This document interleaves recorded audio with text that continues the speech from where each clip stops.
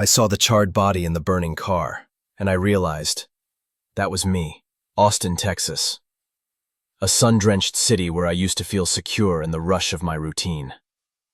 I was a cybersecurity engineer working for a firm contracted by government agencies. It was a job that demanded complete alertness, and I always believed that as long as I played by the rules, no one had a reason to hurt me. I was wrong.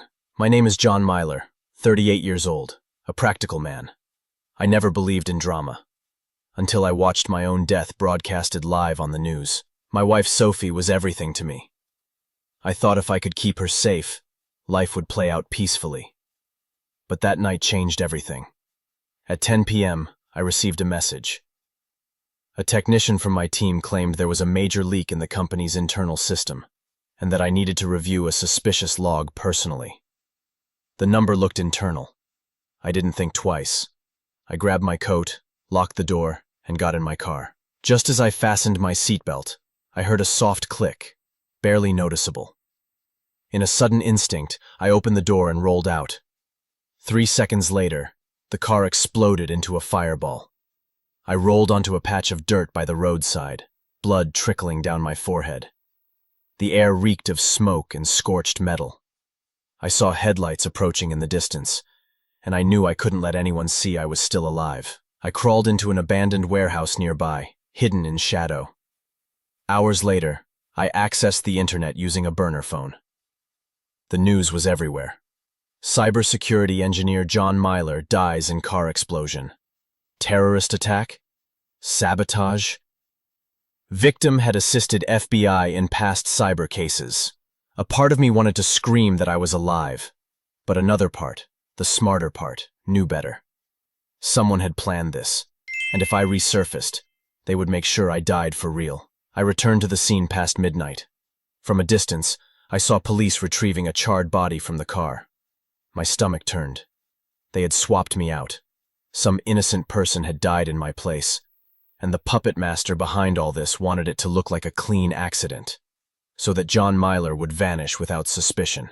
Standing there, cloaked in darkness, I realized one thing. To survive, I had to die. I grabbed the old wallet of a homeless man I once helped. I shaved, changed my posture, and erased myself from every ID system. Officially, I became a ghost. John Myler, on paper, in headlines, and to the world, was dead. But the man behind it all, the one trying to steal my life, he was still out there. And I, from the shadows, was preparing to take it all back. I faked my death to disappear, but he lived to take my place. 3 days after the car explosion, I was still hiding in an abandoned bus station on the northern edge of Austin. Spring nights were still brutally cold. I survived on canned food and bottled water. No one knew I was alive. No one could know. My main phone was destroyed. All I had was an old laptop. No camera, no linked accounts, just internet. And from that screen, I started seeing things no dead man should witness. In a video clip from an online memorial, I saw Sophie, my wife, standing next to a man. Her eyes were swollen from crying. The man bowed his head, placing a comforting hand on her shoulder. Something about his posture, the way he looked down, it froze my blood. I zoomed in. The face was slightly altered, a tidy beard, darker hair. But it was him, Ethan Cole, the man I once saved 10 years ago. I saved Ethan from a stabbing in a dark alleyway in New York while I was there on a project. I stayed with him through the ambulance and hospital. He thanked me profusely, then vanished. Now, he was here, at my memorial, comforting my wife. Not as a friend, not as a stranger, but as someone stepping into my life. I traced him across online images, news clips, and social media posts. He was using a new name, Liam Harper, a close family financial advisor. He attended events with Sophie, even gave speeches about continuing John's legacy. I wanted to destroy the screen, but instead, I gathered everything. I tapped into financial logs, company access records, and shared assets. What I found left me breathless. Liam Harper had just been granted full control of Myler Tech. He hadn't just killed me. He was replacing me. That night, I lay on the cold concrete floor, laptop glowing faintly. I played back a board meeting audio file. His voice rang out. John was my best friend. I swear to carry forward the mission he left behind. My hands trembled. Every word hit like a punch to the gut. He wasn't just impersonating. He was performing. So well, even Sophie believed him. I sent an anonymous email to Sophie, urging her to check recent joint account transactions. I attached old photos of Ethan, side by side with Liam. 10 minutes later, the email bounced back. Recipient has blocked this address. She didn't believe me. Or worse, she didn't want to believe. I closed the laptop. One thought remained. To take back my life, I had to cut off the source feeding the man pretending to be me. And to do that, I had to go back. To where it all began. Ethan Cole's past. I used to think he owed me his life. Turns out, he just needed me alive long enough to study every piece of mine. I moved into a rundown motel near San Antonio. Here, I wasn't John Myler. I was Joseph Cray, an unemployed nobody, living off cash, without a trace in the system. I installed micro cameras in the room, swapped burner phones every 48 hours, never walked the same path twice. Whoever planned to kill me without leaving evidence was smart enough to find me if I slipped. But what kept me awake at night wasn't fear. It was the question. What had Ethan Cole done over the last 10 years to become Liam Harper so perfectly? I started tracking down people who might have known him. First was Laura Simmons, a former financial assistant at a New York investment firm, where Ethan once worked before vanishing. At first, she refused to meet. But when I sent her a video of Liam at my memorial and an old photo of Ethan, she agreed. We met at a small coffee shop in Houston. Laura had aged, but her eyes were sharp. She looked at the photos, then at me, and said only one thing. I knew he'd come back. I just didn't expect. In your skin. Laura explained Ethan had been a financial manipulator, ran a ghost fund, used fake identities to steal millions. When exposed, he disappeared. Now I saw why he chose me. I had appeared in a news article after saving him. Full name, clear photo. I was a good guy. The perfect mask for someone who needed to erase his past. Laura handed me a USB. Internal documents from their firm. Money laundering reports, fake account lists, deleted emails, all bearing Ethan's digital fingerprints. I linked those records to present-day activity. The money from those fake accounts? It was flowing into Myler Tech through a web of shell companies. He didn't just want my name and my wife. He was laundering money through my company. I snuck into a charity gala where Liam Harper was a guest of honor. Dressed as a caterer, hat low, I watched him for 2 hours. He entered with Sophie. The same smile, the same charming mannerisms. But now I saw it clearly. The lies behind the eyes. He didn't love her. He loved the role he was playing. Me. At one point our eyes locked. I couldn't tell if he recognized me. But that stare sent a chill down my spine. I left the gala, but before I did, I left a little gift in his office. A photo of him from 2014, bloodied, panicked, in the hospital where I saved his life. On the back I wrote, I remember those eyes. Do you? Now he knows I'm alive. This isn't about pretending to be me anymore. This is war between two men, and only one deserves to wear the name John Myler. He took my company, my wife, and my name. Now, I was going to take everything back, by my own hands. The Miller Tech fundraising summit was held at a high-end hotel in Dallas. I was once the founder. Now, the man named Liam Harper stood in as CEO. The board would be present. That night, he'd finalize the transfer of majority shares to an investment group, just another shell company he controlled. If that meeting happened without interruption, I would lose everything. I couldn't let that happen. I wasn't alone. The only person I could trust was Detective Ramirez, the former investigator on the car explosion case. When I showed up at his doorstep, he froze. He didn't speak at first, just pulled out the forensic report. The DNA didn't fully match the body, he said. I suspected. Now I know. I needed him. To bear witness and to protect me when I stepped into the light. I prepared everything. Voice comparison samples, footage of Ethan mimicking me, money transfer records, and a photo of him in that blood-soaked hospital room in 2014. But my biggest fear wasn't lack of evidence. It was that no one might believe me. What about Sophie?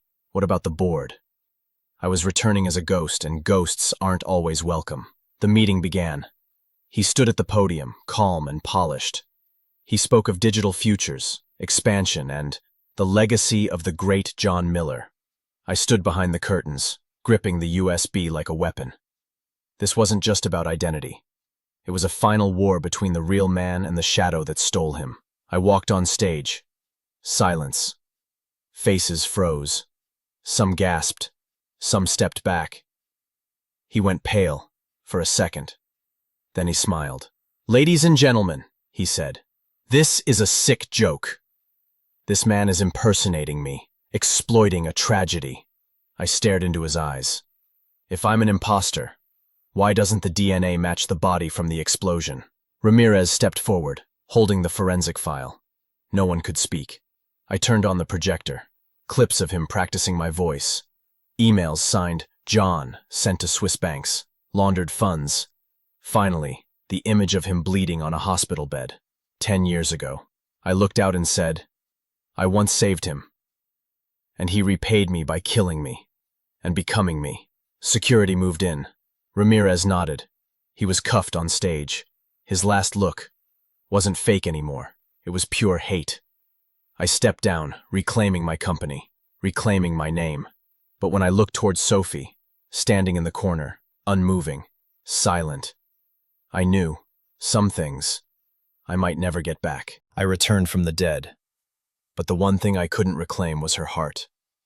After exposing Ethan and clearing my name, I went back to my home in Austin. Everything looked untouched. Every photo, every mug, every memory frozen in place like time had stopped since the day I died. But the air felt colder than I remembered. Sophie still lived here. She opened the door when I knocked. No words, just silence. As if her soul was still trying to align with reality. Sophie, my wife. She once cried in my arms when I came home exhausted. She used to write me letters every birthday, reminding me not to lose my heart in a world gone cold. But now, her eyes felt distant. Her hands didn't tremble when they touched mine anymore. We sat at the dinner table, the same table we used to share each night. I wanted to ask her so many things, but the first question that came out was, "Did you ever love him?" She didn't answer right away, just looked down, then softly said, "I don't know. You were gone. I was hurting, empty. And then he came, like you, saying things I always wished you'd say. John, sometimes I thought it was really you." I clenched my fists. Not out of anger, but heartbreak. She told me how Ethan, as Liam, stood by her during her darkest hours. How he was gentle, present, always at the right time. She knew something felt off, but she was too broken to ask. "I'm not stupid," she said, eyes red. I knew something wasn't right, but I needed to believe in something. In anything. That wouldn't disappear like you did. Hearing that shattered something inside me. While I hid from the world, I left her drowning. I got up to leave, walked toward the door, but she called out, "John, there's something I haven't told you." I turned around. She pulled out an envelope, placed it on the table. "I'm pregnant." I froze. She added, almost whispering, "I'm not sure if it's yours or his." My world collapsed. I sat down, speechless. A part of me wanted to scream, ask 100 questions. But the other part saw how much she was shaking. I reached for her hand. "We'll get the test. But no matter what, this child isn't to blame." She cried. So did I. I didn't know what the future held. But I knew, if I truly wanted my life back, I had to start with what mattered most. Being a father. I once saved his life. Now, I watched him sit across from me, behind bars, a piece of darkness I once let slip through. Federal prison, south of Dallas. Maximum security wing. A guard walked me to the visitation room. On the wall, cold metal letters read, "Truth never needs to hide." I wondered if that message was meant for the inmates, or for me. The door opened. I stepped inside. Ethan was already seated. The orange jumpsuit made him look smaller. But those eyes, still sharp, still shameless. Ethan Cole, the man I once saved, who tried to kill me, now stripped of aliases and Armani suits. Just a con artist, exposed. He stared at me like he was analyzing faulty code. I sat down. We stared through the thick glass in silence. "Why?" I asked, voice dry. He leaned back, exhaling like he'd rehearsed this moment for years. "You want the truth, John? You're the reason I had to live like this." My brows furrowed. "I saved you." "Exactly," he tapped the table. "You saved me, then left me in a world where I was nothing. You have no idea. You were everything society admired. I was everything it forgot." He said after I saved him, life gave him nothing. He bounced between psych wards and rehab centers. No jobs, no trust. Just a guy with a stab scar and no history. "You were the light that exposed my worthlessness," he said. "So I thought, maybe if I became you, I'd finally matter." I was speechless. I never thought saving a man could one day inspire him to steal my life.